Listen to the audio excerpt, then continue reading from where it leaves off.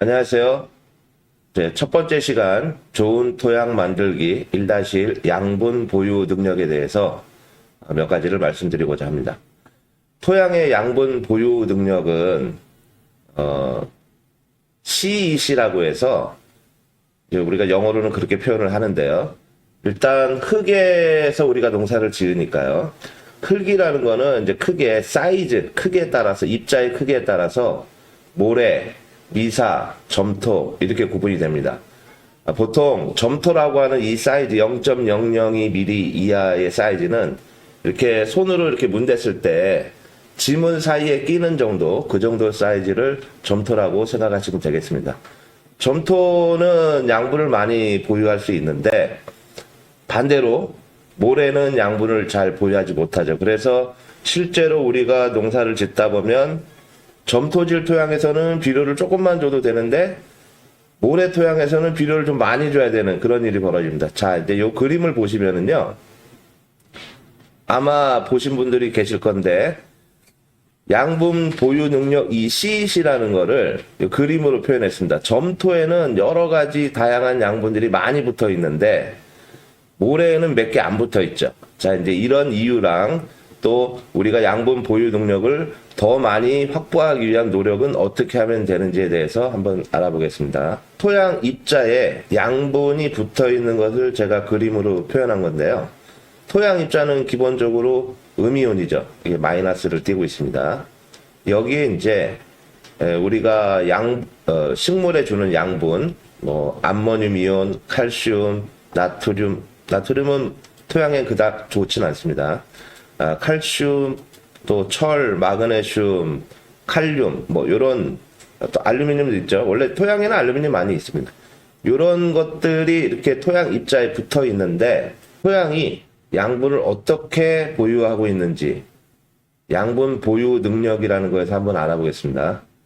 토양이라는 것에는 이제 다양한 양이온들이 있겠죠. 우리가 식물한테 양분으로 주는 마그네슘도 있고, 칼슘도 있고, 칼륨도 있고, 질소, NH4 플러스 요런 암모늄 이온도 있습니다.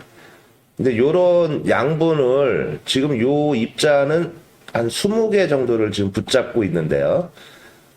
예를 들어서 우리 농부들이 원하는 거는 20개가 아니라 한 200개, 300개 이거를 붙잡고 있으면 더 좋겠죠. 산성 토양일 경우에, 이게 중요합니다. 산성 토양일 경우에는 이렇게 수소 이온이 많이 있어요. 이 수소 이온이 많다라는 거는 산성 토양이라는 것을 의미하는데, 산성 토양의 수소 이온이, 이 수소 양이온이 여기 토양에 붙어 있는 우리가 필요로 하는 양분을 밀어내고 요 자리에 들어갑니다.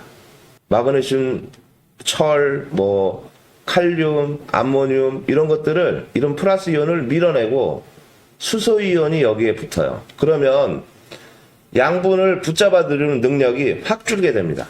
이런 경우는 토양 pH가 보통 5 이하, 요런 pH가 낮은 토양에서 이런 일이 많이 발생을 하는데, 이렇게 되면 우리가 원하는 양분이 아니라 수소이온이 많이 달라붙게 되죠. 이러면 양분 보유 능력이 많다고 볼 수가 없게 되는 그런 결과가 됩니다. 이러한 양분 보유 능력을 몇 가지 종류별로 어느 정도 능력을 갖고 있는지를 이렇게 제가 도표를 해놨는데요. 휴믹산과 풀빅산이 빨갛게 해놨는데 이게 가장 높네요. 자, 우리가 흙이라는 거는 모래, 미사, 점토 이렇게 제가 말씀을 드렸는데, 모래는 음전화를 별로 띄고 있질 않기 때문에 거의 양분이 붙질 못합니다. 그래서 1에서 5, 그냥 쉽게 표현해서 여기에 하나 내지 5개 정도의 양분이 붙는다고 생각하시면 되겠습니다. 미사는 5에서 25, 점토는 그나마 좀 높죠. 25에서 50. 그래서 점토질 토양에는 양분이 많이 붙는다고 표현을 하게 됩니다. 우리가 농사를 지을 때 양분 보유 능력을 최대치로 높여서 우리가 비료를 조금만 줘도 용탈되지 않고 그게 토양에 흡착돼 있다가 식물이 먹을 수 있는 그런 걸 바라죠, 우리는. 자, 그러면 양분 보유 능력이 가장 높은 원료가 뭐가 있을까요? 여기 보면 휴믹산, 풀빅산, 이거는 막 몇백이에요. 이게 가장 좋습니다. 그리고 그 밑에 발효 톱밥이 있습니다.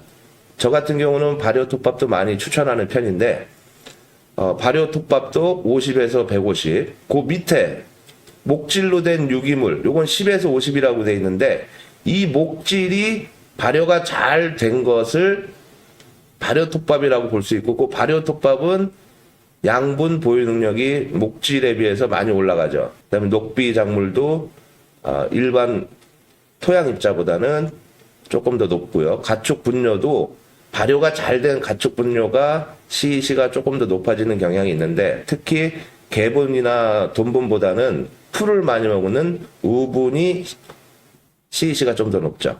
이런 구조를 가지고 있습니다. 자, 이제 내 땅에 높은 양분 보유 능력을 어떻게 하면 만들 수 있을까 한번 보겠습니다. 일단 우리가 부식이라는 말을 좀 알아야 되는데요. 부식이라는 말은 유기물, 이제 식물이나 동물 등의 생물체가 죽은 다음에 미생물에 의해서 분해되고, 뭐 압력도 있고 열에 의해서도 이제 변형되고, 뭐 축합 반응도 있고, 이런 여러 가지 과정을 거쳐서 부식이라는 안정된 유기물로 전환되는 과정, 그 결과물을 우리가 부식이라고 합니다. 영어로는 휴머스라고 하는데, 자, 이 유기물의 종류에 따라서 부식 함량이 크게 달라집니다. 이거는 이제 보시면 유기물이 분해되는 속도와 부식화되는 정도에 따라 결정이 되는데, 일반적으로 리그닌, 목질에 주로 많이 있죠. 이 리그닌과 난분해성, 뭐 말하자면 그냥 유기물인데 좀 아주 딱딱한 유기물들, 그냥 쉽게 그렇게 생각하시면 되겠습니다. 그런 것들이 많을수록 부식 함량이 높고, 단순한 유기물일수록 부식화가 적습니다. 이제 그런 유기물의 종류를 한번 보면 낙엽이나 초번류, 풀이죠. 낙엽이나 초번류는 부식화율이 10에서 20%인데 비해서 목재, 그러니까 톱밥에는 리그닌 성분이 많이 있습니다. 톱밥이나 나뭇가지 이런 데는 부식화율이 20에서 30, 낙엽보다는 좀 더 높죠. 그리고 우리가 많이 쓰고 있는 볏짚이라든가 뭐 왕겨 뭐 이런 거는 보통 한 15에서 25%, 동물 분뇨도 좀 그 정도 좀 낮고요.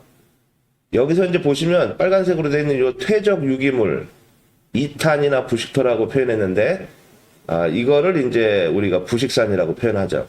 이 퇴적 유기물은 오랜 기간 동안 부식화된 유기물로 부식 함량이 가장 높습니다. 저희 PF 농법에서 유기물로서 부식산을 자꾸 쓰자고 하는 이유가 바로 이 이유입니다. 양분 보유 능력이 다른 거에 비해서 월등하게 높습니다. 그래서 결론은 부식 물질이 많은 그러한 유기물을 토양에 넣어서 유기물 함량을 높이자. 그렇게 되면 높은 양분 보유 능력을 갖는 토양을 우리가 만들 수 있다.